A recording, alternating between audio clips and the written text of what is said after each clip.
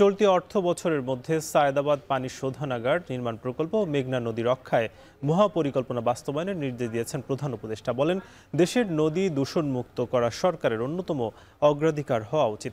নদী দূষণমুক্ত না হলে জনজীবন বাঁচানো যাবে না বলে জানান তিনি।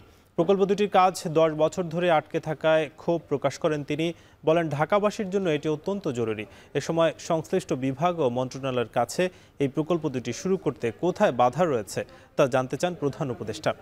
আসল কাশ্মীরি মানেই স্মার্ট কাশ্মীরি, একটি তাসমিয়া কসমেটিক্স অ্যান্ড টয়লেট্রিজ লিমিটেডের পণ্য। এর পাশাপাশি খরচ কমানোর বিষয়েও আলোচনা করেন তিনি। বৈঠকে সংশ্লিষ্টরা জানান, ঢাকা শহরে মোট পানি সরবরাহের প্রায় 70% ভূগর্ভস্থ উৎস থেকে সরবরাহ করা হচ্ছে।